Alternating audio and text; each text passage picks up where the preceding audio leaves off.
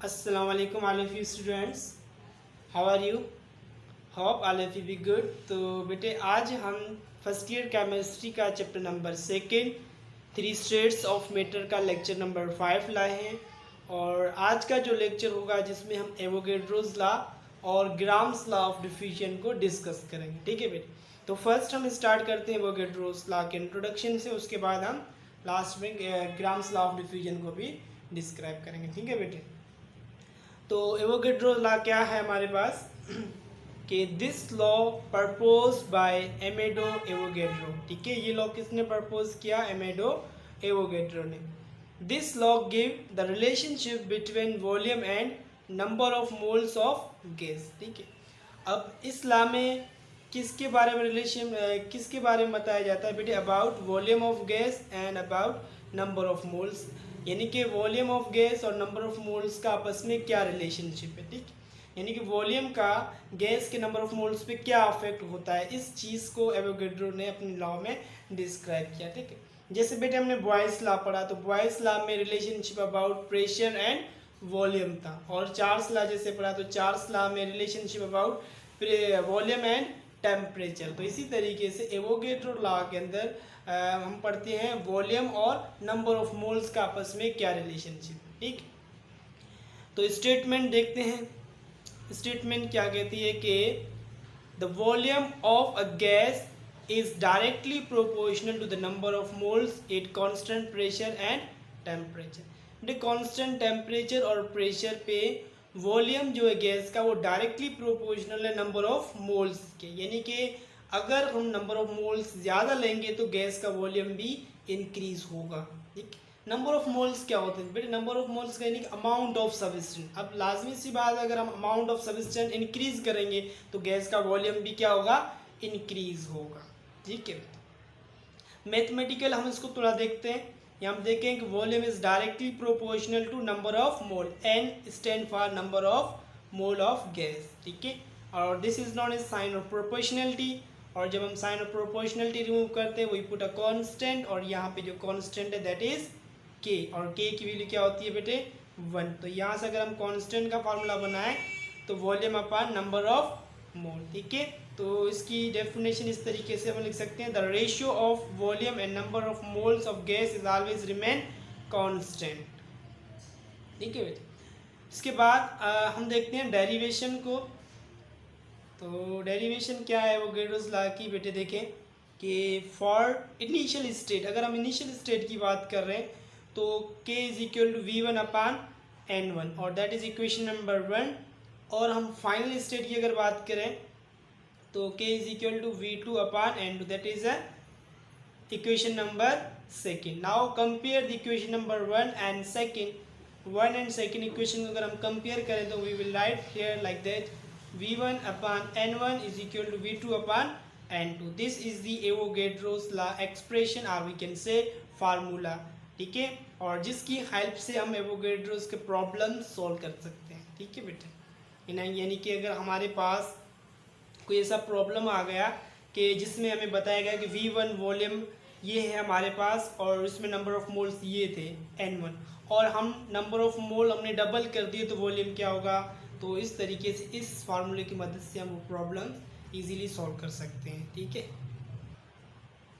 अब जैसे एक प्रॉब्लम यहाँ पे देख लेते हैं बेटे कि अगर हमें कहें कि कोई भी गैस है, ठीक है, और उसका जो इनिशियल वॉल्यूम v1 था वो 20 dm³ था।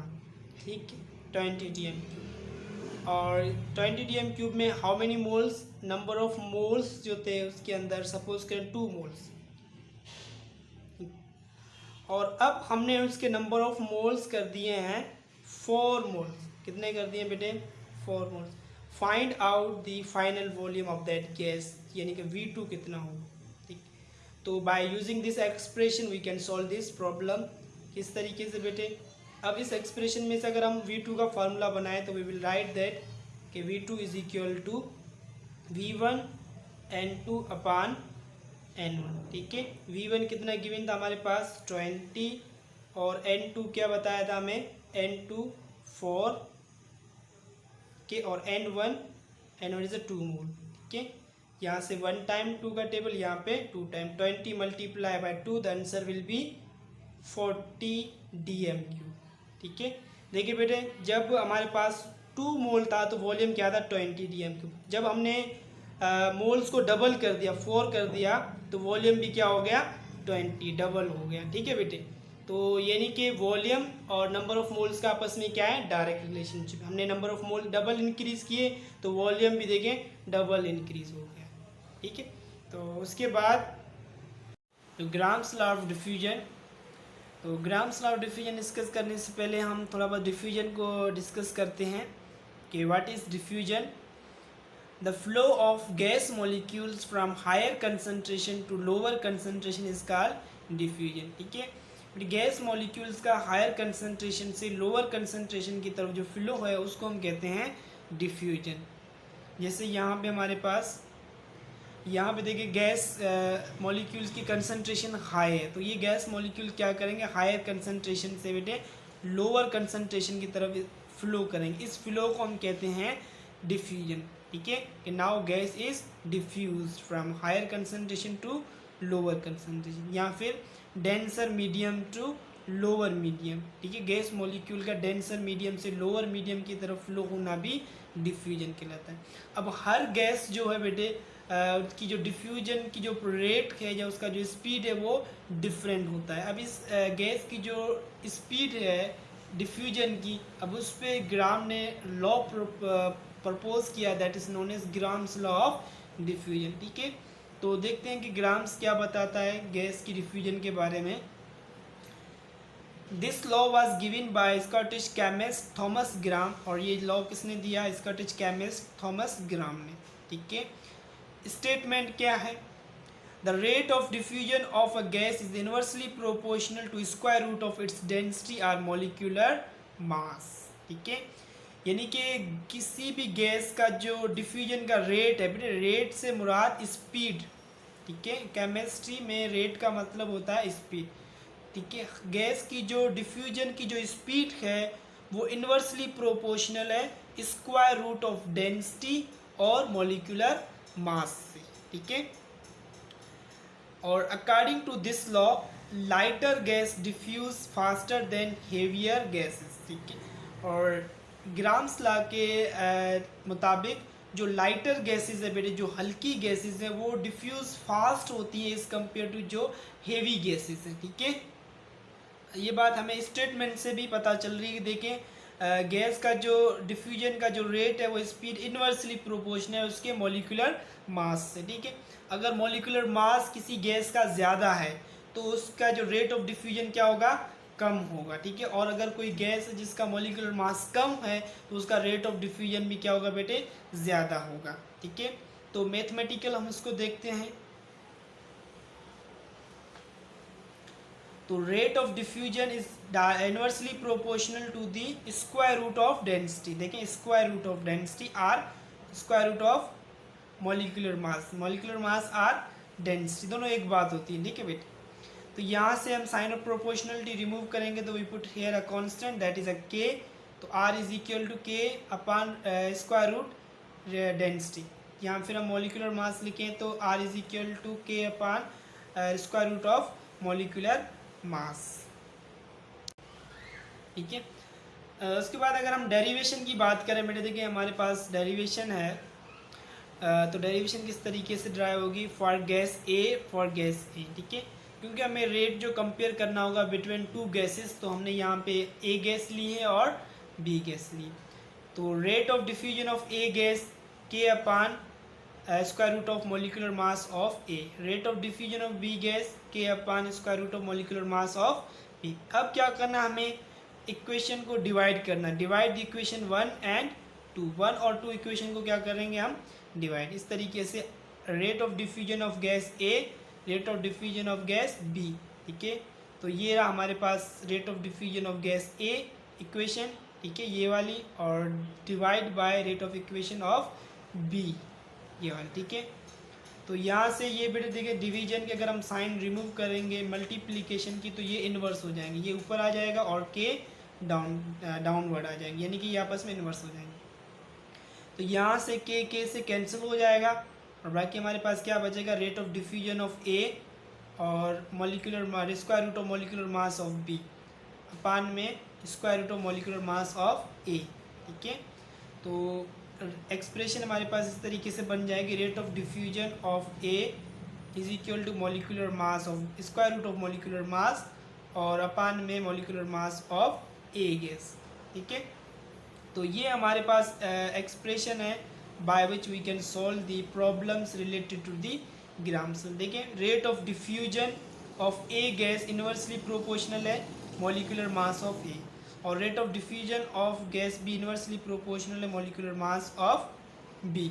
ठीक है, तो यानी कि अगर मॉलिक्यूलर मास ज़्यादा है तो गैस का डिफ्यूजन का जो रेट है, स्पीड है, वो कम होगी। ठीक है बेटे, एक एग्जांपल देखते हैं। देखिए, सपोज करें हमारे पास ये पतलू है और ये मोटू है। ठीक है बेटे, और ये वॉल है और सपोज करें पतलू का जो मास है दैट इज़ 16 kg है। ठीक है, और जो मोटू का मास है दैट इज़ 40 kg है। ठीक है, और इन दोनों को ये वॉल जो है कि क्रॉस करनी है।